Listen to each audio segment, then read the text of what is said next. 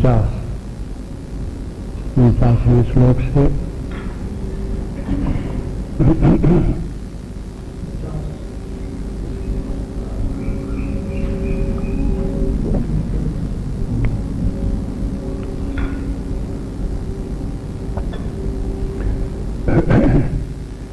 असक्त बुद्धि सर्वत्र जितात्मा विगत स्पृहा नैष्कर्म्य सिद्धिं परमां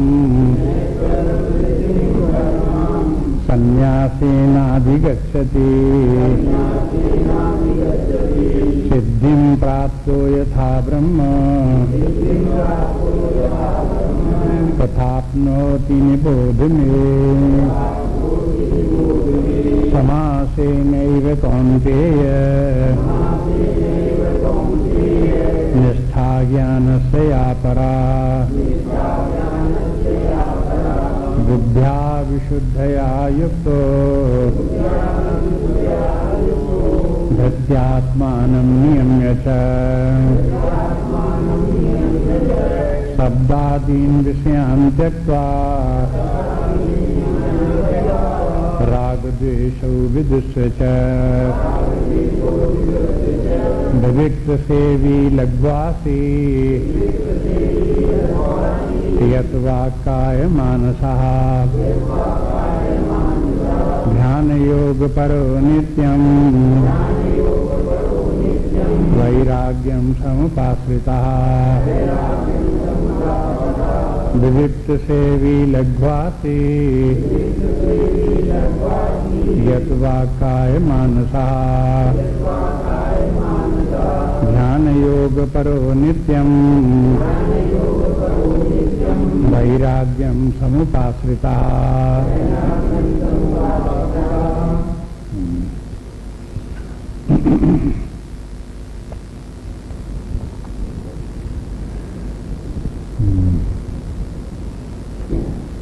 तो अब विचार चल रहा है कि आत्मा और परमात्मा का एकत्व कैसे प्राप्त हो। अंतिम बात यही है, बस यहाँ ब्रह्म भाव को प्राप्त हो गए, जो लक्ष्य जीवन में प्राप्त करना था वो प्राप्त कर लिया, जो कुछ करना था वो सब हो गया। इसलिए अब आप में आ गए ब्रह्मात्मय के भाव की स्थापना के लिए। इसी का नाम है ज्ञान। ये बात ज्ञान से ही संभव है। कर्म की गति जहां तक थी वो पहले बता दी। निष्काम भाव से कर्म करते करते व्यक्ति का चित्त शुद्ध हो जाता है, बुद्धि भी शुद्ध हो जाती है। उसको फिर अपने इंद्रियों पर, मन बुद्धि पर संयम प्राप्त हो जाता है। अहंकार आदि से उसका छुटकारा हो जाता है, राग द्वेष से छुटकारा हो जाता है। ये सब साधन पहले उपलब्ध हो जाते हैं और उसे वैराग्य प्राप्त हो जाता है, संन्यास प्राप्त हो जाता है। सन्यासी न विगच्छति, पहले एक शब्द आया सन्यासी न विगच्छति। कहते नैष्कर्म सिद्धिं लभते पराम सन्यासी न विगच्छति। सन्यास के माने ज्ञान भी है। आप पिछले अध्याय को देखेंगे, तीसरे चौथे अध्यायों को, वहां भगवान ने जहां ज्ञान का वर्णन किया है वहां सन्यास का भी प्रयोग कर दिया है। चाहे सन्यास से कहो परमात्मा की प्राप्ति होती है, चाहे ज्ञान से कहो परमात्मा की प्राप्ति होती है। ये दोनों बातें एक साथ हैं। सन्यास के माने हैं जहां व्यक्ति ने समस्त अनात्मा का त्याग कर दिया। अनात्मा जो कुछ भी है, चाहे मन बुद्धि हो, चाहे तीन गुण हो, चाहे माया हो, चाहे शरीर हो, चाहे जगत हो, इन सबसे अपने आप को अलग कर लिया, तो इसका नाम है सन्यास। और जहां जिस व्यक्ति ने ऐसा कर लिया तो ज्ञान भी हो गया उसे अपने आत्मस्वरूप का। तो ज्ञान की दूसरी बात थोड़ी रहेगी। जहां उसने अपने आप को सबसे अलग किया तो अपना आत्मस्वरूप तो स्वयं उपलब्ध है, स्वयं प्रकाश स्वरूप है। इसलिए व्यक्ति को अपनी सत्ता आत्मस्वरूप की उपलब्धि हो जाती है। और जहां आत्मस्वरूप की उपलब्ध हो गई तो आत्मा के जो लक्षण हैं वो सब लक्षण प्राप्त हो जाते हैं। सब स्वरूप अपने आप को जान लेता है, चेतन स्वरूप जान लेता है, आनंद स्वरूप जान लेता है, और उसी में निष्कर्म भी है, अपने आप को निष्कर्म सिद्धि भी अनुभव करता है कि अब यहाँ कर्म से कोई प्रयोजन नहीं है। हमारा वो रूप है जो कर्म से, जिसका कि कोई संबंध नहीं है। जब कर्म से संबंध नहीं है तो कामना से भी कोई संबंध नहीं है, विषयों से भी कोई संबंध नहीं है। ये जितने भी द्वंद्व हैं वो भी सब समाप्त हो गए। लाभान जय पराजय, अपना पराया, ये सब के सब वहां आकर के समाप्त हो गए। ऐसा आत्मभाव ब्रह्म भाव इस प्रकार का है, ये पूर्णावस्था है। देखो, जिन लोगों को मन अशांत रहता हो, उन लोगों को चाहिए कि धर्म का पालन करें, निष्काम भाव से कर्म करें, परमात्मा का समर्पण करें। जो लोग चाहते हों कि ईश्वर की प्राप्ति हो, ईश्वर की कृपा प्राप्ति हो, उनको चाहिए कि भगवान में सब अपने समर्पण भाव रखें, भगवत प्रतिपत्ति रखें। प्रपत्ति के माने परमात्मा की शरण में जाओ और उसकी शरण पकड़ो। उस ईश्वर की कृपा से, परमात्मा की कृपा से वो व्यक्ति भी संसार से छूट जाएगा और फिर वो कहाँ पहुंच जाएगा? परमात्मा के पास पहुंच जाएगा। लेकिन उसका परमात्मा के पास पहुंचना परमात्मा के ऊपर निर्भर होगा, उसकी कृपा के ऊपर निर्भर होगा। वो व्यक्ति अपने आप से स्वतंत्र रूप से ये नहीं कह सकता कि हम अपने आप से इस अवस्था को प्राप्त हो गए। वो ये ईश्वर की कृपा के ऊपर उसकी वो स्थिति निर्भर होगी। ईश्वर जब तक चाहेगा तब तक वहां अपने साथ रखेगा। अगर उसको जरूरत हुई कि अब हम जा रहे हैं कहीं अवतार लेंगे, तो उसके साथ जो रहने वाले थे, ईश्वर के पास रहने वाले थे, वो क्या करेंगे?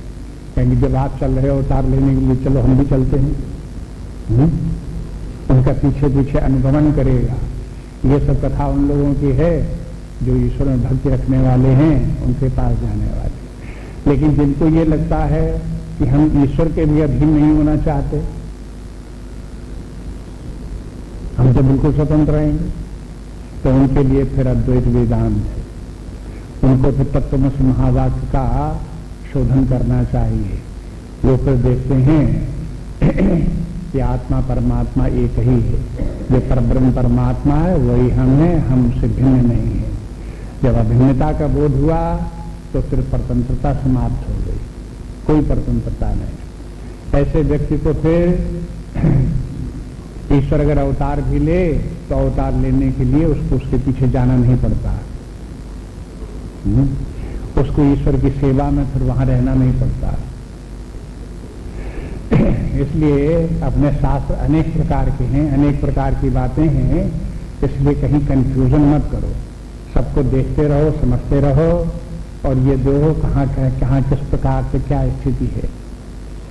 और उनके सबके लिए, सबके लोगों के लिए जैसी जैसी रुचियां लोगों की हैं, वैसे वैसे आचार भी हैं, वैसे वैसे ग्रंथ भी हैं। आपको उसी प्रकार की शिक्षा देने वाले, मार्ग दिखाने वाले ग्रंथ भी आपको मिल जाएंगे, आचार्य भी मिल जाएंगे। तो उनका अनुगमन करते हुए उसी गति को प्राप्त करो। अगर कोई व्यक्ति चमत्कार चाहता है कि चमत्कार प्राप्त हो, जीवन में चमत्कार करके दिखाना कुछ, तो उसके लिए फिर अद्वैत वेदांत नहीं है। अद्वैत वेदांत का चमत्कार तो ये है कि नाम रूपात्मक जगत सब स्वप्न के समान मिथ्या है, एक परमात्मा ही सर्वत्र है और कोई चमत्कार नहीं। लेकिन अगर कोई चमत्कार ये दिखाना चाहे कि हम आकाश में उड़ सकते हैं, हम दूसरे के मन की बात को जान सकते हैं, हम जो कहें वाक सिद्धि है, जो हम कहें वही हो जाए, इस प्रकार के अगर चमत्कार कोई व्यक्ति चाहता हो तो फिर उसे योग साधना करनी चाहिए। योग में चमत्कारों का वर्णन है। योग कौन से योग?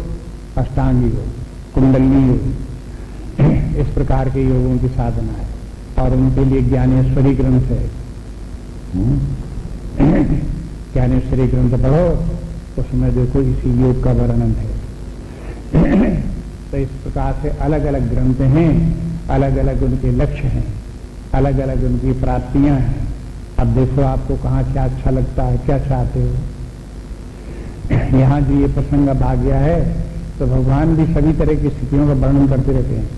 बात यह है कि इसी गीता के ऊपर ज्ञानेश्वरी भी है, हाँ?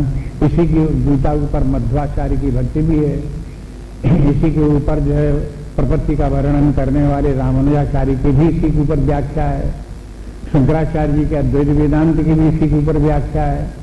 जितने प्रकार के अनेक संप्रदाय आपको बताए सभी की व्याख्या गीता के ऊपर है, मैंने गीता में वो सभी बातें। लेकिन आपको कहां से कौन अच्छी लगती है, कौन पसंद आती है, उसको उस आचार्य को देखना पड़ेगा। सब गीता में सब छिपा हुआ है, प्रच्छन्न रूप में सब विद्यमान। अब जैसे यहां पर तत्वमसि महावाक्य का नाम नहीं लिया, लेकिन शंकराचार्य जी को यहां तत्वमसि दिखाई देता है। भगवान ने कहा कि देखो हम तत्वमसि की तुम्हें शिक्षा देंगे, क्योंकि ज्ञान की चर्चा आ रही है। लेकिन वर्णन उसी प्रकार से वही बात है, पहले त्वम पदार्थ का शोधन, फिर तत्पदार्थ का शोधन, और उसके बाद त्वम और तत्व दोनों एक ही हैं। इस प्रकार के एकत्व का वर्णन इस प्रसंग में ये तीनों बातें आ जाती हैं। अभी जो कल प्रारंभ हुआ, प्रसंग प्रारंभ हुआ, वो त्वम के संबंध में है कि पहले अब अपने आप अपने स्वरूप को पहचानो। अब शरीर प्राण मन बुद्धि से ऊपर उठ करके ध्यान की अवस्था में शोध कार्य करो और अपने आत्म स्वरूप को अपने हृदय में पहचानो। उसके लिए जिस तैयारी की आवश्यकता होती है वो तैयारी बता दी कि बुद्धि को शुद्ध रखो, इंद्रियों पर निग्रह रखो, प्राण पर निग्रह रखो, विषयों का त्याग करो, जगत की तरफ से अपने मन को हटाओ, हृदय में अपने मन को ले जाओ। हाँ, कहीं किसी वस्तु से राग द्वेष इत्यादि न रखो। जब इतना सब पहले से तैयारी कर रखोगे तब ध्यान के समय आपका चित्त शांत रहेगा और हृदय में ही विद्यमान अपना आत्मस्वरूप उपलब्ध हो जाएगा। अपने हृदय में ही त्वम पदार्थ है और तत्पदार्थ भी है। तो जिन्होंने ध्यान का शिविर अटेंड किया होगा वो स्मरण करें। तो फिर हृदय में पहुंच करके यदि ओंकार का उच्चारण करते हैं तो ओंकार की वृत्ति का जो अधिष्ठान है उसका नाम है तत्पदार्थ। और जो हृदय की वृत्तियों का दृष्टा है कि वृत्तियां आ रही हैं, जा रही हैं, शांत हो रही हैं, वृत्तियों से जो भिन्न है उनका साक्षी प्रकाशक चैतन्य है, उसका नाम त्वम पदार्थ है। जो त्वम पदार्थ के लक्षण हैं वही अधिष्ठान रूप तत्पदार्थ के लक्षण हैं। त्वम दृष्टा है, तत् अधिष्ठान है। जो अधिष्ठान रूप चैतन्य है वो सदा एक समान विद्यमान अनादि अनंत होकर के सच्चिदानंद स्वरूप है। त्वम तत्व जो है दृष्टा रूप जो त्वम है, जो वृत्तियों का साक्षी है, वो भी सत्स्वरूप है, चेतन स्वरूप है, आनंद स्वरूप है, अनादि है, अनंत है। दोनों के एक ही लक्षण है। जहां दोनों के एक ही लक्षण हैं, उनको जहां व्यक्ति ने पहचाना देखा, तहां वो समझ गया कि अधिष्ठान भी हमसे भिन्न नहीं है। जो वृत्तियों का अधिष्ठान है वो भी नहीं हो और जो वृत्तियों का साक्षी है वो भी नहीं हो। ये देखो रहस्य है। ये रहस्य जो है वो हो जल्दी किसी को पकड़ में नहीं आता, समझ में नहीं आता। इसलिए धीरे धीरे साधना के लिए विधान कहा गया कि साधना करते रहो और अपने अंदर ये सब देखने खोजने की कोशिश करते रहो। तो ध्यान में क्या करो कि ध्यान में ये देखो कि अपने हृदय की में जो वृत्तियां हैं उन वृत्तियों का साक्षी कौन है, उस साक्षी को ढूंढो। तो जब कहते हैं विविध सेवी, इसके करने के लिए ध्यान का वर्णन संक्षेप में कर देते हैं। विविध सेवी माने एकांत स्थान में रहे। ऐसा ध्यान करके अपने ध्यान की अवस्था में अपने हृदय में साक्षी चैतन्य का दर्शन प्राप्त करने के लिए उसको पहचानने के लिए व्यक्ति को एकांतवास करने का अभ्यास करना चाहिए। सेवी शब्द इस बात की सूचना है, विविक्त सेवी के एकांत स्थान में रहने पर उसका जी न उबता हो, भय न लगता हो, उसे ये बोरिंग न लगता हो, ऐसी अवस्था होनी चाहिए। अगर ये अवस्था आ गई है तो फिर वो एकांत स्थान में ध्यान कर सकता है और फिर अपने साक्षी चैतन्य आत्मा को खो सकता है। विविक्त के माने अलग करके है। विविक्त मन एकांत तो अर्थ बताते हैं, लेकिन अपने आप को अलग करके रखने की कोशिश करो। तो अलग करके रखने के लिए क्या कोशिश करो भाई? अन्य व्यक्तियों से, समाज से अपने आप को अलग करके रखो, एकांत में रहो। अलग करके रखने का एक ये भी है कि आप अपने आप को शरीर से अलग करके रखने का अभ्यास करो, अपने प्राण से अलग करके रखने का अभ्यास करो, अपने मन बुद्धि से, अहंकार से अलग करके रखने का अभ्यास करो। ये भी विविक्त सेवन है। जितना भी माया जाल नाम रूप है उससे अपने आप को अलग रखने का अभ्यास करो, तो विविक्त सेवी है। लघुआसी, लघु असन, थोड़ा खाए। शाब्दिक अर्थ तो ये हुआ कि ऐसी साधना कर, जो ज्ञान साधना करने वाले व्यक्ति हैं उनको अधिक भोजन की आवश्यकता नहीं है, थोड़ा खाएं। कितना थोड़ा खाएं, कितना थोड़ा खाएं कि न मरे न मुटाएं। हो गया बैलेंस? इतना थोड़ा खाएं कि न मरे और न मुटाएं। अगर मुटाने तो योग साधना नहीं होगी। अगर इतना कम खाए कि मरे तो योग साधना नहीं। ये बात फिर वहां आ चुकी थी 6वें अध्याय में, जहां ध्यान का वर्णन विस्तार के साथ था। उसी का ये संक्षेप है यहाँ पर। पूरा वहां एक अध्याय थे, 6वां अध्याय ध्यान योग नाम 6वां अध्याय, और यहाँ पर जो है ये है एक श्लोक में वो सब पूरी बात कहना है तो वो बता दी।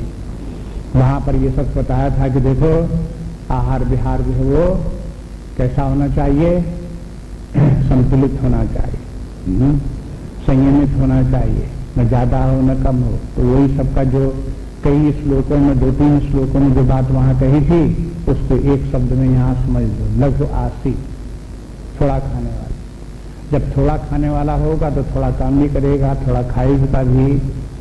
लेकिन थोड़े खाने के माने ये भी है कि आप अपने इंद्रियों का प्रयोग करो, शरीर का प्रयोग करो, लेकिन थोड़ा प्रयोग करो। ऐसा नहीं कि बिल्कुल काम न करो, कुछ काम भी करो। थोड़ा काम करो, बहुत काम मत करो। इतना काम न करो कि काम ही में उलझ जाओ, वही तुम्हारी बुद्धि को भ्रमित कर दे और चक्कर में फांस दे, और तुम उसी चिंता में पड़ जाओ और समस्याओं में घिर जाओ। इतना काम भी मत करो, थोड़ा काम करो। ऐसा भी नहीं कि बिल्कुल काम न करो तो भी जीवन नहीं चलेगा, थोड़ा काम करना पड़ेगा। इसी प्रकार से आंखें से देखो, कानों से सुनो लेकिन कम, वाणी से बोलो भी लेकिन कम। इनका सब में जो है सबका संतुलन बनाओ। इस प्रकार से रह करके अभ्यास डालो जीवन का। तो लघु आसी यत काय वाक्य मानसा, ये बात आगे में इस पद में स्पष्ट कर दी कि वाक काय मानसा यत, यत माने संयत, यत में सा और लगा दो तो संयत में अर्थ समझ में आ जाएगा कि इनको सबको संयत रखो। संयत रखो मैंने काय को संयत रखो, शरीर को संयत रखो। शरीर को संयत रखने के माने ये है कि शरीर स्वस्थ रहे, बिगड़ने न पावे। शरीर से अधिक काम नहीं होना चाहिए, कम काम नहीं होना चाहिए। देखो ध्यान के समय शरीर के स्वास्थ्य की भी जरूरत पड़ती है। अगर शरीर में कहीं विकार हो, रोग हो, तो ध्यान करने बैठेगा तो किसका ध्यान आएगा? जिसको बैठने पर पैरों में, घुटनों में दर्द होता है, वो अगर ध्यान बैठेगा तो किसका ध्यान करेगा? घुटने का ध्यान करेगा कि परमात्मा का ध्यान करेगा? हाँ? तो इसके माने शरीर को कैसा होना चाहिए? ऐसा होना चाहिए कि ध्यान के समय शरीर के किसी अंग का स्मरण न आवे, बल्कि ध्यान के समय जब आत्मा के परमात्मा का चिंतन करें तो ऐसा लगे शरीर नाम की कोई वस्तु है ही नहीं। बस जैसे सो जाते हैं तो कहां पता लगता है कि शरीर कहां कैसा है? हाँ? कि रोगी है कि दुखी है कि कहीं तकलीफ है कि नहीं तकलीफ है, कैसा है कैसा नहीं है, कुछ पता नहीं चलता। इस प्रकार के ध्यान के समय भी ऐसी स्थिति हो कि शरीर का कुछ पता न चले, इतना शरीर ऐसा होना चाहिए। ये संयत शरीर है। अब फिर वाणी का संयम चाहिए, वाक भी बोले, वाक मानसा, वाणी का भी संयम रखो। अन्यत्र भगवान अभी 17वें अध्याय में बताया है कि देखो ये भी एक तपस्या है कि वाणी से आप सत्य बोलो, हितकारी बोलो, कम बोलो, वाणी में मधुरता रखो, प्रियता रखो, ये सब वाणी का अभ्यास डालो, ये वाणी का संयम है।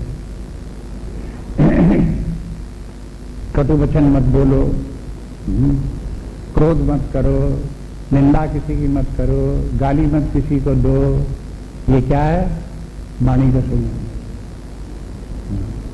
तो ये वाणी का संयम अगर आपको आत्मज्ञान परमात्मा ज्ञान को प्राप्त करना तो करना पड़ेगा, कोई विकल्प नहीं है दूसरा। आप कहो कि हम ये भी कर लेंगे, झगड़ा फसाद भी कर लेंगे, कटवचन भी बोल लेंगे और परमात्मा को भी प्राप्त कर लेंगे, असंभव। आज तक किसी ने नहीं किया दुनिया में, हो ही नहीं सकता। अगर हो सकता होता तो भगवान की कहने की जरूरत न पड़ती, जो यहाँ बता रहे हैं। इसलिए वाणी का भी संयम रखो और मन का भी संयम रखो। मन का संयम रखो, मन को भी परमात्मा में जब लगाओ तो परमात्मा में लगे, तो जगत का चिंतन न करे, वस्तुओं का चिंतन न करे। मन के संयम के माने अनासक्ति, कहीं भी आसक्ति मत रखो। मन कहीं किसी वस्तु के साथ में चिपके नहीं, आइडेंटिफाई न करे। कहीं किसी का मन उसी में संसार की वस्तुओं का स्मरण करते हुए उनकी चारों तरफ चक्कर न काटता रहे, वहां से छूट गए, निकले और फिर परमात्मा के चिंतन करे, आत्मा का चिंतन करे। इसलिए कहते हैं यत वाक काय मानसा, ये सब अभ्यास डालने पड़ते हैं व्यक्ति को, तब होता है ध्यान योग तरह नित्यम वैराग्यम समुपाश्रिता। और फिर कहते हैं वैराग्यम समुपाश्रिता, वैराग्य भाव का आश्रय लेकर के ये साधना करे। क्या करे? ध्यान योग परहा। ध्यान योग परहा माने ध्यान साधना में लगे। ध्यान भी योग है। योग माने वे सब साधन योग हैं जो परमात्मा को प्राप्त कराते हैं। तो ध्यान भी वो साधन है जो परमात्मा को प्राप्त कराता है, इसलिए ध्यान करो। अब इसमें ध्यान के में दो प्रकार का ध्यान, अब उसका विस्तार यहां नहीं किया है। एक प्रकार का ध्यान वो जिसमें कि परमात्मा का स्मरण करो, जैसा शास्त्रों में परमात्मा को आपने जाना वैसा ही स्मरण करो। यथा प्रवृत्ति भूतानाम एन शरणिदम ततम, ये परमात्मा के लक्षण भगवान बताए हैं अभी 2-4 श्लोकों के पीछे। जैसा ये परमात्मा है इसी प्रकार का स्मरण करो। कविम पुराणम मनसा सुतारम मरणोरणीयान मनसा मरिद्या, ये सब के शब्द परमात्मा के लक्षण 8वें अध्याय में भगवान बताया है। तो जगह जगह भगवान के जो लक्षण बताए गए परमात्मा कैसा है उसका स्मरण करो, वैसा ही परमात्मा है।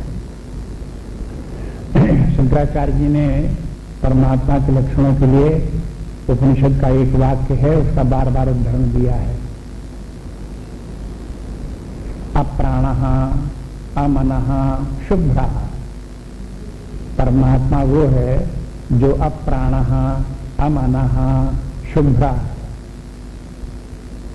ऐसे परमात्मा के स्मरण करो। अप्राण के माने, प्राण के माने क्रिया, जहां प्राण है वहां क्रिया होती है। तो वो परमात्मा जो है वो भौतिक क्रियाएं जो होती हैं उनसे सबसे रहित है, वो कोई भी नहीं। इसलिए परमात्मा में प्राण नहीं। अमनः, मन में संकल्प विकल्प होते हैं, विचार होता है, चिंतन होता है, ज्ञान अज्ञान होता है, वो सब परमात्मा में नहीं है। इसलिए परमात्मा अमनः। शुभ्रः, शुभ्रा का मन बिल्कुल स्वच्छ निर्मल है, उसमें कोई कलुष नहीं है। इसके माने कलुष क्या है? जितना माया का प्रपंच है ये सब कलुष है। तो वो परमात्मा माया रहित मुकुंदा, ऐसा परमात्मा है। उस परमात्मा का स्मरण करो। परमात्मा का स्मरण करते करते क्या होगा? ऐसा ध्यान करते करते अगर जितनी साधनाएं यहाँ पे बताएंगे तो वाक्काय मानसा वैराग्यम उपास्यता शब्दादीन विषयान त्यक्त्वा राग द्वेष विदुष इत्यादि, इनके सबका जितना के वर्णन किया, जिनमें कहीं जहां कहीं कमी होगी तो परमात्मा का स्मरण करते करते करते करते वो कमी दूर हो जाएगी। इसलिए करते रहो निरंतर ध्यान। कमी तो आपको दिखाई देती रहेगी कि देखो मन शांत नहीं है, देखो अभी ये नहीं है, देखो अभी वो नहीं है, लेकिन ये जो होती रहेगी वो तो परमात्मा का स्मरण करते ही रहो। तो परमात्मा के स्मरण की महिमा ये है कि वो स्मरण मात्रेण विशुद्धम कुर्यात्, वो परमात्मा स्मरण मात्र से ही चित्त को शुद्ध कर देता है। ये महिमा है परमात्मा स्मरण मात्रेण। संसार में स्मरण मात्र, दुनिया की बातों को स्मरण करने से कुछ प्राप्त नहीं होता, लेकिन परमात्मा को स्मरण करने से चित्त शुद्ध हो जाता है।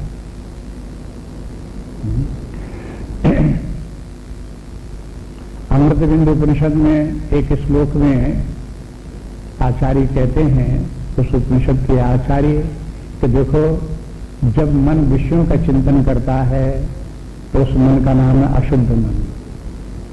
जो मन परमात्मा का चिंतन करता है उस मन का नाम शुद्ध मन। आप शुद्ध अशुद्ध मन की बात सुनते रहो तो जो व्यक्ति परमात्मा का, जिसके मन में स्मरण आता नहीं, दुनिया का ही चिंतन करता रहता है, शरीर का, खाने का, भोजन का, व्यक्तियों का, शत्रु का, मित्र का, उसका मन अशुद्ध। आप ये मत कहो कि वो अशुद्ध मन में किसी की हत्या करने का विचार करता नहीं इसलिए शुद्ध मन है, उतने मात्र का अर्थ नहीं है। जब कहीं व्यक्ति किसी अनात्मा का, विषयों का, वस्तुओं का जब भी चिंतन करेगा, जिस प्रकार से भी करेगा, तो वो मन अशुद्ध है। शुद्ध मन इनकी तरफ नहीं जाता, वो अपने आत्म स्वरूप परमात्मा स्वरूप का चिंतन करता है। इसलिए कहते हैं कि यदि परमात्मा का निरंतर चिंतन करोगे तो परमात्मा का प्रभाव चित्त पर पड़ेगा और इसमें विशुद्धता आएगी। तो पहला तो ये चिंतन करो परमात्मा का।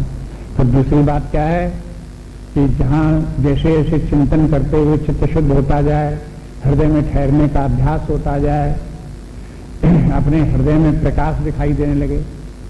पहले अपने हृदय में पहुंचो तो हृदय ढूंढने न मिले, और हृदय मिल भी जाए तो फिर उसमें कुछ दिखाई न दे, और फिर जब इस प्रकार से ठहरो तो धीरे धीरे दिखाई देने लगे तो वृत्तियां दिखाई देने लगे।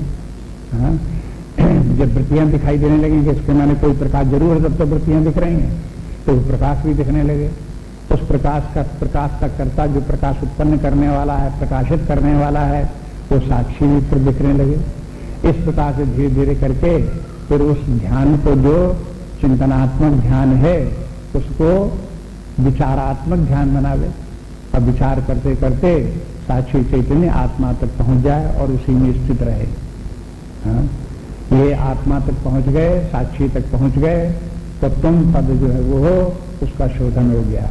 हम तुम का जो वास्तविक अर्थ था वहां तक पहुंच गए। शरीर पीछे छूट गया, प्राण पीछे छूट गए, मन बुद्धि पीछे छूट गए, वासनाएं पीछे छूट गई, तीनों शरीरें छूट गए, तीनों शरीरों से अलग हो गए।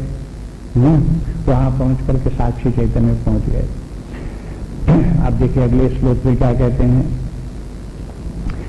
कि अहंकारम बलम दर्पम कामम क्रोधम परिग्रहम विमुच्य निर्ममः शांतो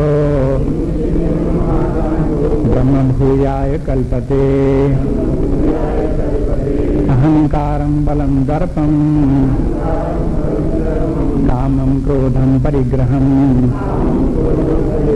विमुच्य निर्ममः शांतो ब्रह्म भूयाय कल्पते।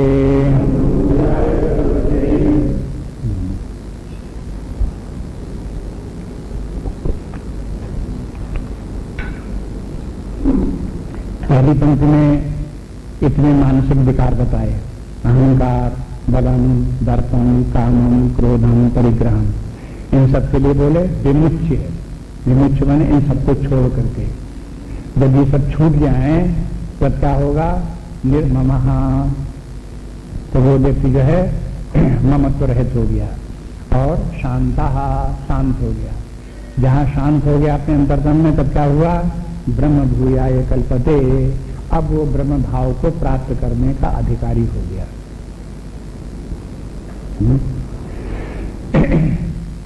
ये अर्थ हुआ ब्रह्म भूयाय, ब्रह्म भाव को प्राप्त होने का कल्पते के माने अधिकारी, योग्यता आ गई उसको। जो देह भाव में रहने वाला व्यक्ति है, विषयों का चिंतन करने वाला, वो ब्रह्म भाव को प्राप्त करने का अधिकारी नहीं। जो अपने मन बुद्धि में अहंकार में अटका हुआ है, वो ब्रह्म भाव प्राप्त करने का अधिकारी नहीं। जब वो ध्यान साधना करते करते साक्षी चैतन्य पर पहुंच जाए, जो वृत्तियों का भी साक्षी है, शुद्ध चेतना मात्र है और सदा एक समान विद्यमान रहने वाला है, जिसका कभी अभाव नहीं होता, आता जाता नहीं है, ऐसा जो तत्व है उसको अपने भीतर अपने स्वरूप के रूप में पहचाना, तब ब्रह्म भाव उसे प्राप्त होने का वो अधिकारी है, उसे ब्रह्म भाव प्राप्त हो जाए। आप देखिए इसमें जो ये है, एक बात तो ये कि साधना काल में व्यक्ति को इनकी तरफ भी नजर रखनी चाहिए, इनके ऊपर अहंकारम बलम दर्पम पर ये कितने हैं। साधना काल में यदि व्यक्ति जबकि निष्काम कर्मयोग की साधना कर रहा हो, तभी इन सबको दूर कर देना चाहिए और ध्यान रखे कि ये दूर हो जाएं, मिट जाने चाहिए। लेकिन जब वो ध्यान करे, परमात्मा का स्मरण करे, चिंतन करे, तब तो ये मिटी जानी चाहिए। तो यहाँ ये सूचना है कि ध्यान योग परो नित्यम, जब वो परमात्मा का निरंतर ध्यान करेगा, स्मरण करेगा, चिंतन करेगा, तो ये सब विकार उसके समाप्त हो जाएंगे, अहंकार समाप्त हो जाएगा। अहंकार माने जो अंतःकरण की जो वृत्ति है उसमें तादात्म्य रखे हैं तो अहंकार है, और जो अहंकार के साक्षी में तादात्म्य रखे हुए हैं तो अहंकार से मुक्त है।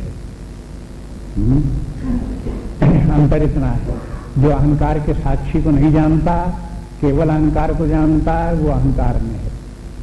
जो अहंकार के साक्षी को पहचान रहा है, उसको देख रहा है, तो अहंकार में नहीं है। इसलिए यहाँ का अहंकार विमुच्य, अहंकार को छोड़ करके वो आगे निकल गया है, उसके साक्षी को पहचान गया है, इसलिए अब उससे ऊपर है। तो ये ध्यान की अवस्था में उसको अहंकार से मुक्ति भी प्राप्त कर लेनी चाहिए। बलम, बलम विमुच्य, बलम विमुच्य माने व्यक्ति को जो शारीरिक, मानसिक, बौद्धिक जो बल हैं, ये बल भौतिक बल हैं, इन भौतिक बलों का भी आसरा छोड़ देना चाहिए। आत्मा का वास्तव में अपने आत्मा स्वरूप में होगा तो फिर ये सब बल जितने भी हैं, ये सब बल निर्बल हैं, इन बलों में कोई बल नहीं है, शारीरिक बल में भी कोई बल नहीं है।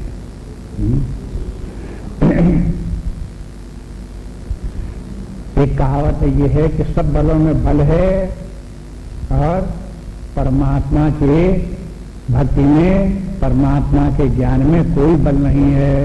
बल के माने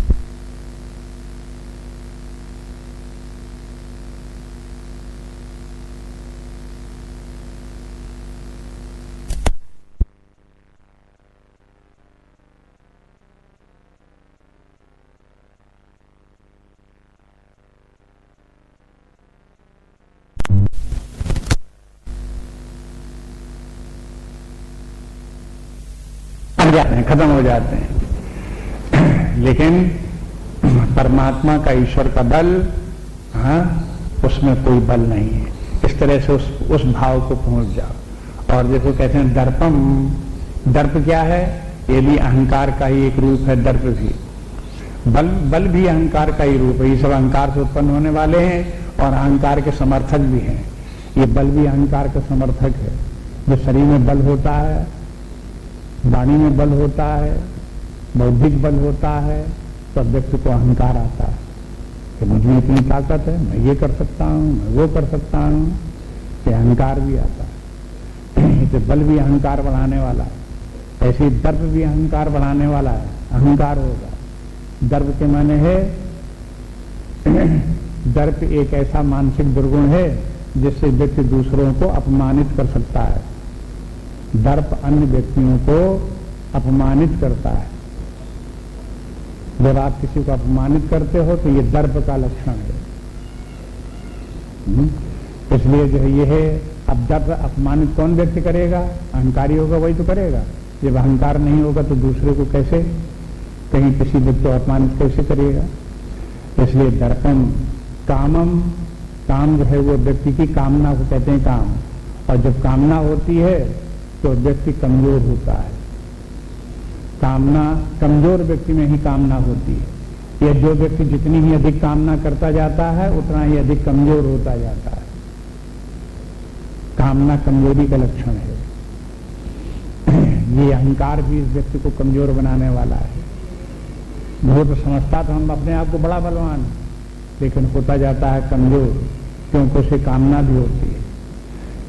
एक और कामना के कारण कमजोर, और दूसरी तरफ अहंकार ये कि हम सब कुछ कर सकते हैं, मेरे पास सब कुछ है, इस प्रकार का अहंकार भी। कामम क्रोधम, ये क्रोध जो वो हो, जब कामना पूर्ण नहीं होती तो लोगों से तो संघर्ष शुरू होता है, विरोध प्रारंभ होता है। जो विरोध उत्पन्न होता है उसमें क्रोध भी आता है। जब ये क्रोध आया तो ये भी मानसिक विकार है, और ये भी अहंकार जन्य है।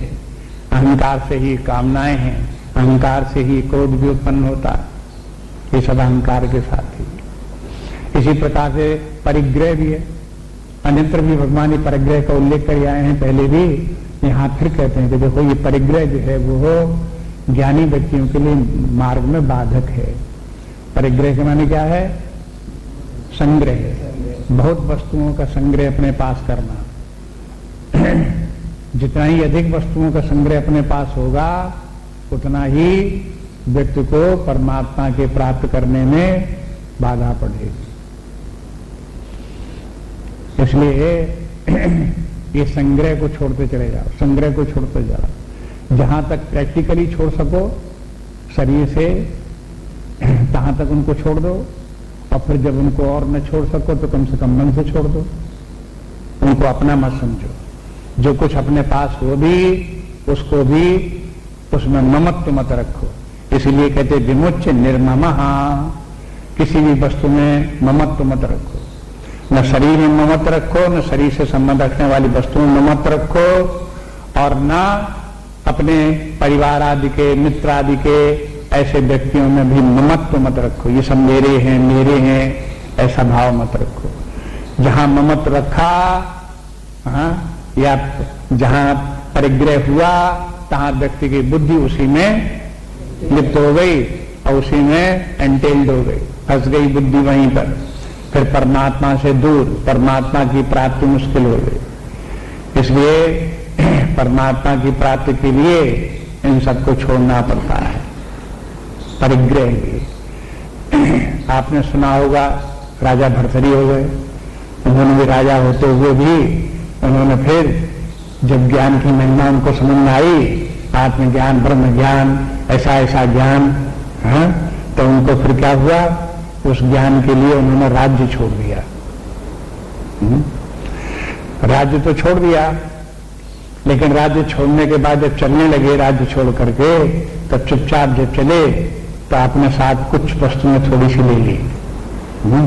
एक तकिया ले ली, एक गड़ुआ ले लिया, एक लाठी ले ली, कुछ चीजें ऐसी ले ली कि भाई ये तो जरूरत ही पड़ेगी, रास्ते जहां कहीं जाएंगे जरूरत पड़ेगी।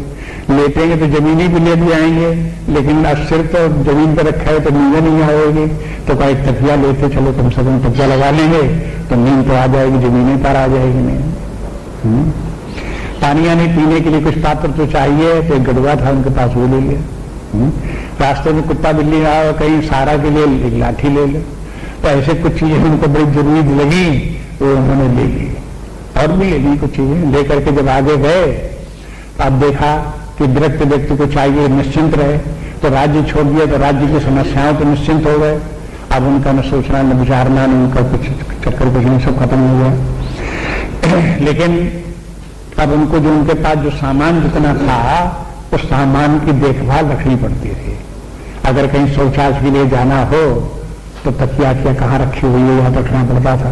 कहीं कोई दूसरा उठाने ले जाए, कुत्ते उत्ते ने उठा लिया, दूसरे लोग ने ले गए, कहीं कुछ, तब उनको सबका ध्यान रखना पड़ता था।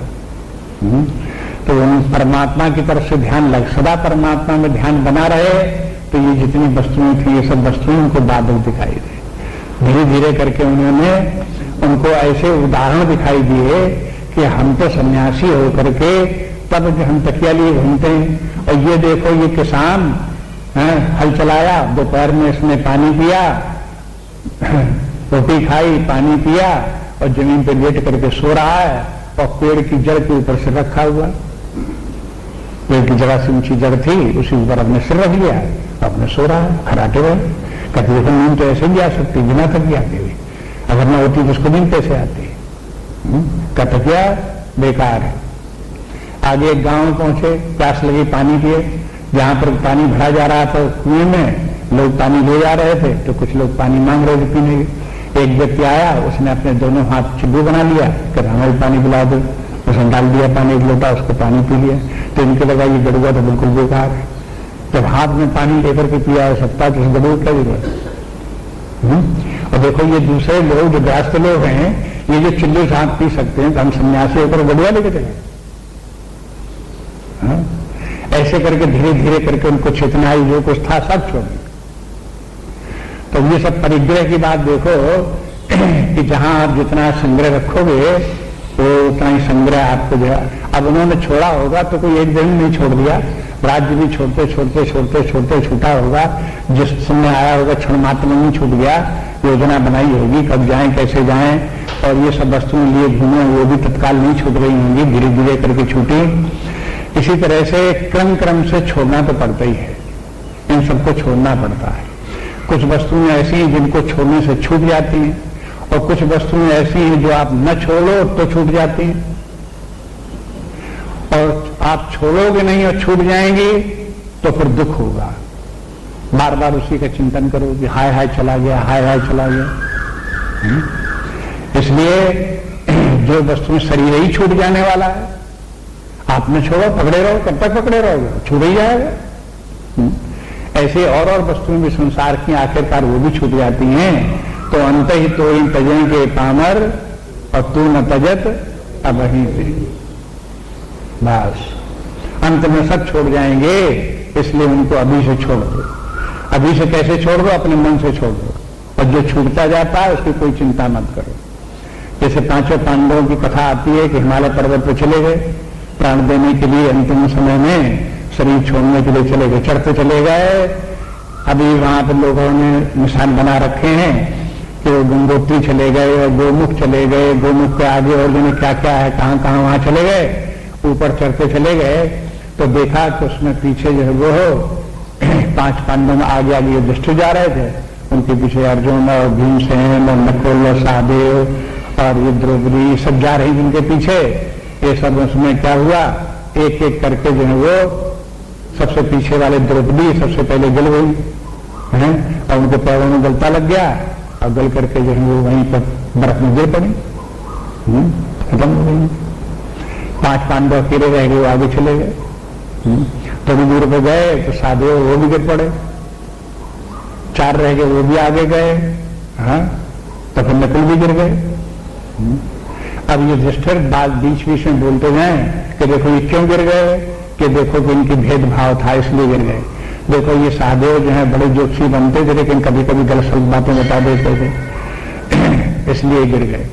देखो ये क्यों गिर गए, देखो ये क्यों गिर गए, तो एक एक का सबका कारण बताते, लेकिन गिर गए। लेकिन ये युधिष्ठिर लौट करके पीछे न देखें कि कौन गिर गया।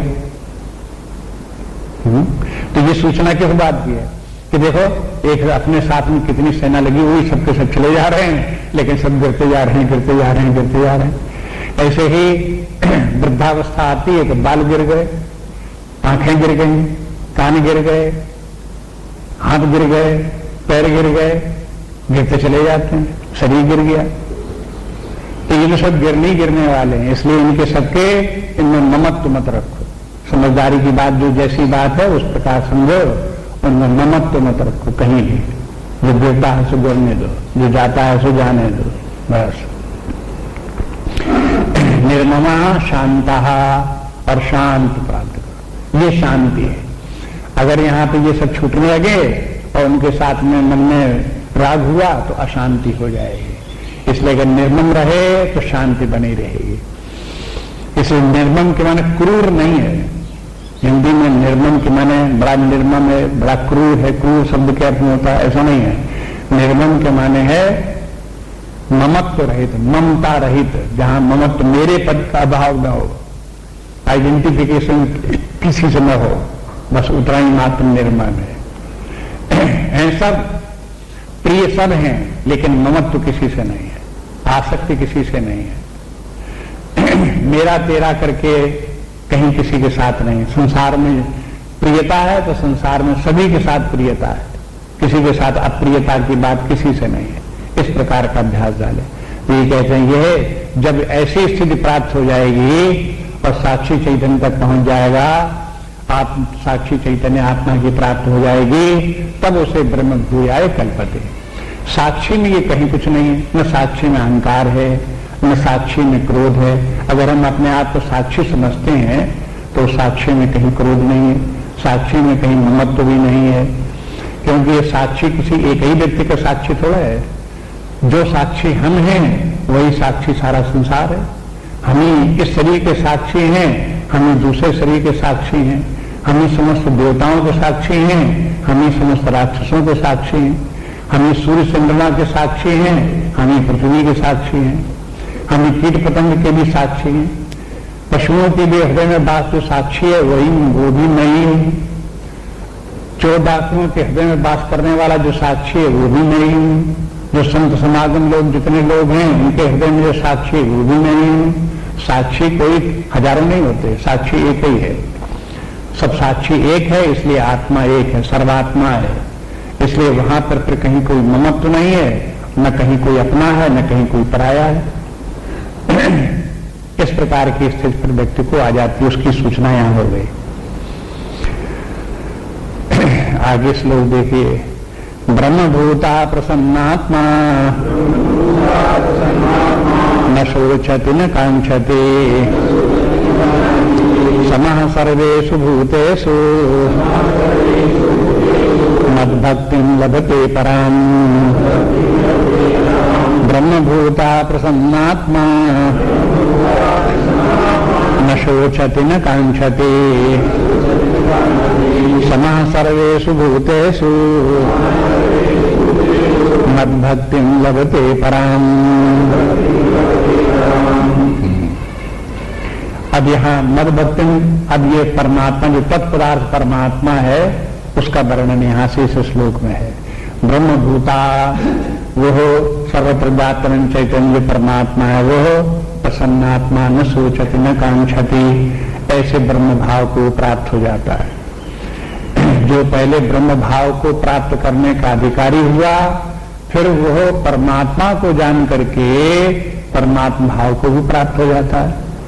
इसलिए यहाँ पर तत्पदार्थ का भी वर्णन है और तत्पदार्थ के साथ साथ ब्रह्म भाव को प्राप्त होने का असली का जो अर्थ है कि आत्मा परमात्मा दोनों एक हैं, उसका भी संकेत यहाँ है और अगले श्लोक में उसका स्पष्टीकरण है।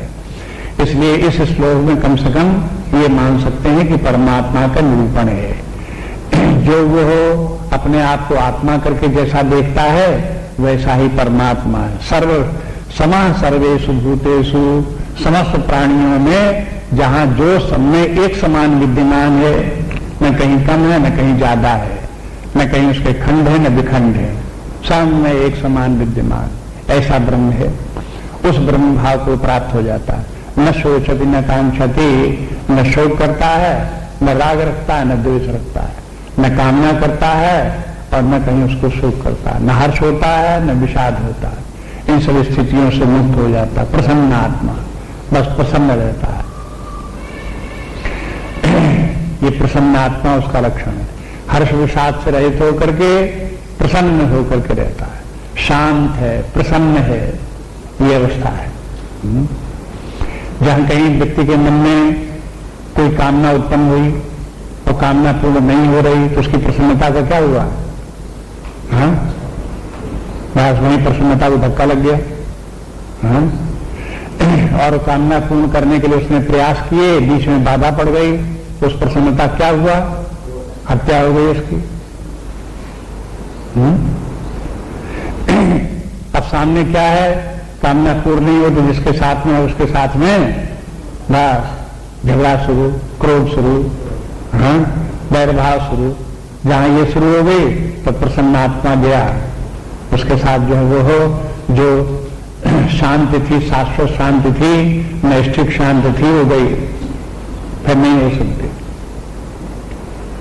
बस अब ये तो ऐसे, इसमें एक एक बात को भी आप ध्यान करो और उसके ऊपर विचार करो, इसी प्रकार से अपने आप को बनाने की कोशिश करो तो उतनी से बड़ा कल्याण है। तमाम बातें भगवान ने बता दी एक साथ, तमाम शब्द हैं, एक एक बात को, एक एक प्रसंग को लेकर के बहुत बात है। बस समा सर्वेषु भूतेषु मद भक्तिम लभते पराम, उस व्यक्ति को परमात्मा की भक्ति पर प्राप्त हो जाती है। यहां जो अपने साक्षी चैतन्य तक पहुंच गया, अपने आत्मभाव तक पहुंच गया, तो फिर उसको परमात्मा में भक्ति हो जाती है। कौन सी भक्ति हो जाती है? उसका एक विशेषण बताया कि पराम भक्ति, पराभक्ति प्राप्त होती है। एक भक्ति तो अपरा भक्ति है और दूसरी पराभक्ति है। इसी परा से पता चलता है, आचार्यों ने ऐसे खोज खोज करके भगवान के वचनों को छांट छांट के रखा, तो उसमें से उनको सूत्र मिल गए कि भक्ति दो प्रकार की, एक अपरा भक्ति, दूसरी पराभक्ति। अपरा भक्ति वो है जिनको की भक्ति तो है नहीं, लेकिन भक्ति प्राप्त करने का साधन कर रहे हैं, पूजा वूजा कर रहे हैं, जप वप कर रहे हैं, जिससे भगवान की भक्ति मिल जाए, भगवान की भक्ति प्राप्त हो जाए। तो ये सब जितने भी साधन हैं, जिनको भी प्रायः भक्ति कहते हैं, वो भक्ति नहीं है, अपरा भक्ति है और भक्ति प्राप्त करने के साधन मात्र हैं। लेकिन बाद में फिर भक्ति जब प्राप्त हो गई तो वो भक्ति जो है वो पराभक्ति है। और पराभक्ति तभी व्यक्ति को प्राप्त होती है जब उसको व्यक्ति को परमात्मा का ज्ञान होता है। क्या ज्ञान होता है? कि परमात्मा सबके हृदय में एक समान विद्यमान है, वही परमात्मा हमारे हृदय में भी है, वही परमात्मा सबके हृदय में है। ऐसा बोध जब प्राप्त होता है तब परमात्मा में जाकर के भक्ति होती है, और वो भक्ति पराभक्ति है। फिर पराभक्ति इस बात की भी सूचना है कि फिर उस व्यक्ति को, साक्षी चैतन्य आत्मा को परमात्मा के साथ एकत्व अनुभव करने का अनुभव होने लगता है। तो वही परमात्मा हम हैं, हम ही वो परमात्मा स्वरूप है। तो ये परमात्मा की पराभक्ति है। जब वह कोई व्यक्ति आत्मभाव को प्राप्त करके परमात्मा भाव में स्थित हो गया, ब्रह्म भाव में स्थित हो गया, लेकिन ब्रह्म भाव को अब छोड़ता नहीं, देह भाव में नहीं आता, तो वो उसकी पराभक्ति है। क्यों? तो उसने परमात्मा का आलिंगन कर लिया, परमात्मा के साथ एक हो गया। अब वो परमात्मा के साथ उसका अब इतना ज्यादा प्रेम है कि अब वो परमात्मा को छोड़ता नहीं। जब परमात्मा को छोड़ने की विचार ना आवे और छूटे भी नहीं परमात्मा, तब वो परमात्मा की भक्त हो गई और हो गई पराभक्ति।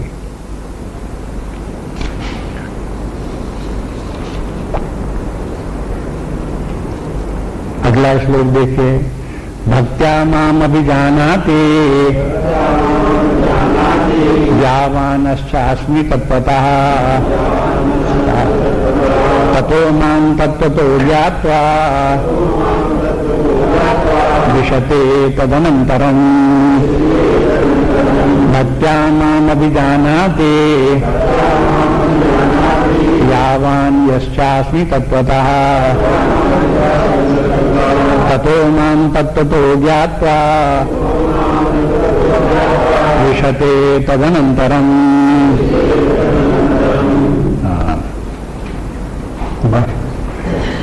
अब देखो पराभक्ति के बाद में फिर क्या हुआ, आगे की बात और सुनो। इसी प्रसंग में जहां व्यक्ति ने अपने ध्यान की अवस्था में साक्षी चैतन्य आत्मा को प्राप्त किया और आत्मा को प्राप्त करके परमात्मा में भक्ति हो गई, तो परमात्मा में भक्ति हो गई तो उसका फल क्या हुआ?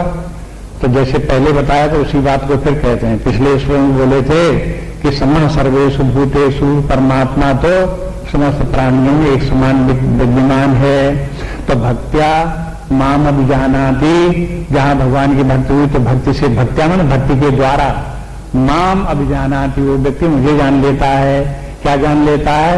यावान यश्चास्मि तत्वतः, कि मैं जैसा जो कुछ हूं, जैसा तात्विक रूप में जो मेरा स्वरूप है उसे वो जान जाता है। तो भक्ति को देखो परमात्मा का साक्षात अपरोक्ष ज्ञान करा देती है। इसके माने ये है कि पहले व्यक्ति को परमात्मा का परोक्ष ज्ञान होना चाहिए, ज्ञान हो, और फिर ज्ञान के बाद परमात्मा में भक्ति हो, उपासना और भक्ति, और भक्ति के बाद परमात्मा का विज्ञान, विज्ञान के माने परमात्मा का दर्शन, तत्वतः परमात्मा की प्राप्ति।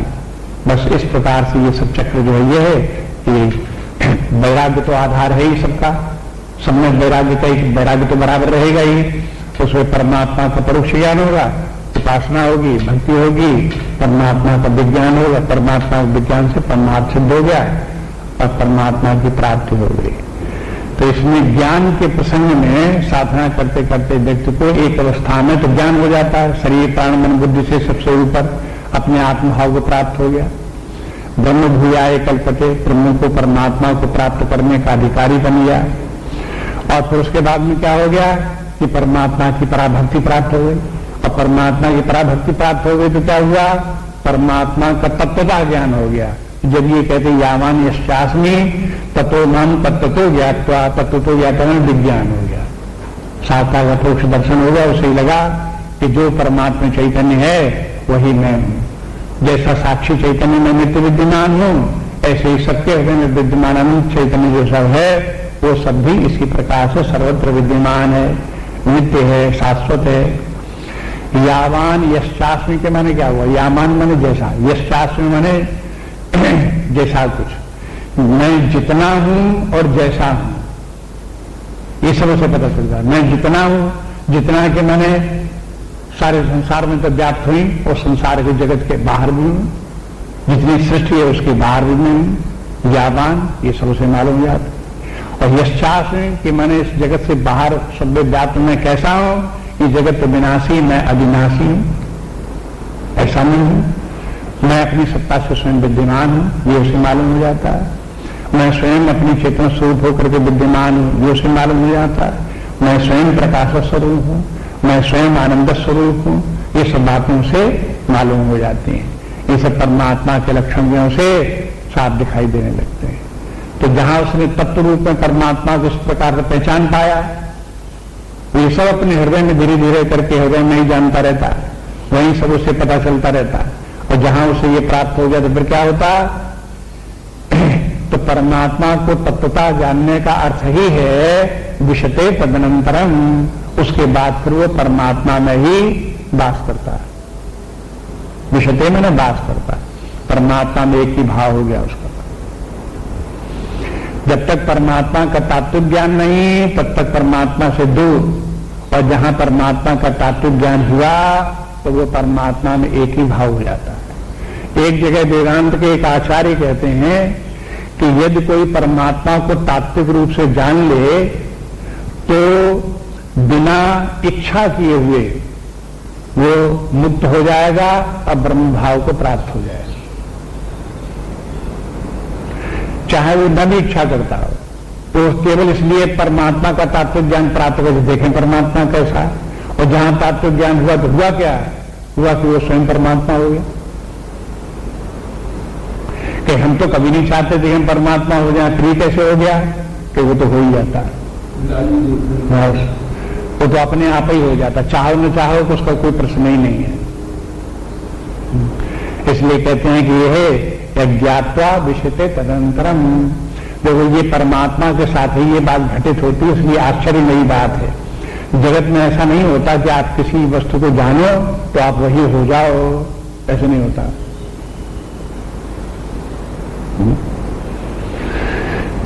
केवल एक परमात्मा के साथ है, यदि परमात्मा को जानोगे तो वही हो जाओगे। ये अद्भुत बात है। इसलिए ये संसार के नियम यहां लागू नहीं होते।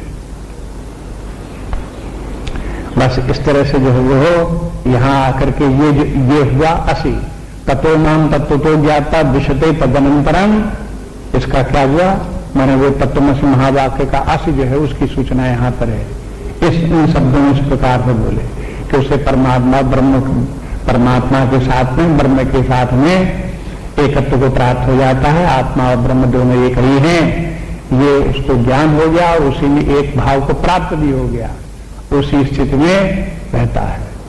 बस ये जो है आकर के इस प्रकार से इस प्रसंग में आपने देखा कि भगवान ने ज्ञान का वर्णन करने में परोक्ष ज्ञान का वर्णन कर दिया और उसमें भक्ति का भी वर्णन कर दिया और आत्मज्ञान का भी वर्णन कर दिया, तत्पदार्थ के रूप में परमात्मा का भी वर्णन कर दिया और उसके साथ दोनों का एकत्व भी बता दिया। तो बात यह कि जहां कहीं भी, जितने भी उपनिषद हैं, जहां कहीं भी परमात्मा के साक्षात अपरोक्ष ज्ञान कराने का जब साधन होते हैं तो सभी आचार्यों ने यही प्रक्रिया अपनाई है। गीता में तो इतने अध्याय हैं, सभी अध्यायों में यह तत्वमसि महावाक्य किसी न किसी रूप में आया है। हम भी लोग देखते चले, सब अध्यायों का अध्ययन किया है, तो जहां भी कहीं कोई अध्याय आया तो तत्वमसि महावाक्य की बात वहां किसी न किसी प्रकार से जरूर आई है। क्योंकि गीता का प्रत्येक अध्याय एक उपनिषद है और हर उपनिषद का अंतिम प्रतिपाद्य विषय क्या है? ब्रह्मात्मय के भाव। बस सभी उपनिषद ये कहते हैं आत्मा और ब्रह्म एक ही हैं, इसका प्रतिपादन कर दिया है तो उसका उस उपनिषद का उद्देश्य पूरा हो गया। बस इस तरह से यहां ज्ञान की बात पूरी हो गई। अब आगे फिर थोड़ी भक्ति की बात। अब इसमें भक्ति की विशेषता है तो इसलिए फिर भक्ति पर आ गए कि जो देखो ये सब अगर परमात्मा में किसी को प्रेम ही नहीं है तो काहे को ये ज्ञान प्राप्त करेगा, काहे को परमात्मा में स्थित करेगा, काहे को ब्रह्म भाव को प्राप्त होगा, ये सब होगा ही नहीं। परमात्मा में प्रेम तो चाहिए पहले, तो प्रेम परमात्मा को कैसे होगा? हाँ, जब सत्संग करो, जब शास्त्रों का अवलोकन करो, जब गुरु के पास जाओ, तब जाते जाते ज्ञान होगा। और जहां आप ऐसी जगह में रहो, ऐसे स्थान पर रहो जहां परमात्मा को कोई नाम ही न लेता हो, आपके पास ऐसी पुस्तकें हो जिसमें कहीं परमात्मा का नाम ही न हो, आप ऐसे लोगों के बीच में वास करते हो जो परमात्मा की कोई चर्चा ही न करते हो। दुनिया भर की चर्चा करेंगे लेकिन परमात्मा की चर्चा नहीं करेंगे, तो ऐसे लोगों को परमात्मा का क्या ज्ञान होगा? उनके लिए परमात्मा प्रसंग ही नहीं आया परमात्मा कभी, तो कहां से प्रसंग ही नहीं आया तो परमात्मा का प्रेम कहां से हो जाए, परमात्मा का ज्ञान कहां से हो जाए? इसलिए उस परमात्मा की भक्ति प्राप्त करने के लिए, परमात्मा का प्रेम प्राप्त करने के लिए उसके अनुकूल वातावरण चाहिए, उसी प्रकार का जीवन चाहिए, उसी प्रकार के कार्य भी चाहिए। और फिर होते होते एक बार उसी धारा में अगर कोई व्यक्ति आ गया, इस अध्यात्म की, परमार्थ की मुख्य धारा में अगर कोई व्यक्ति आ गया तो बहते बहते एक दिन परमात्मा तक भी पहुंच जाता है। चलते चलते उसे परमात्मा कभी न कभी मिलेगा। बस इसके बाद आगे कल देखेंगे।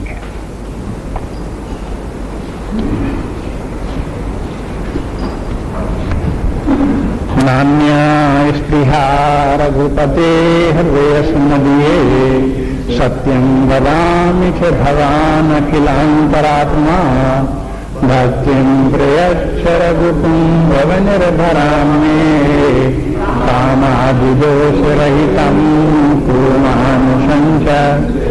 श्रीराम जय राम जय जय राम, श्रीराम जय राम जय जय राम, श्रीराम जय राम जय जय राम, श्रीराम जय राम जय जय राम, श्रीराम जय राम जय जय राम, श्रीराम जय राम जय जय राम, श्रीराम जय राम जय जय राम, श्रीराम जय राम जय जय राम, श्रीराम जय राम जय जय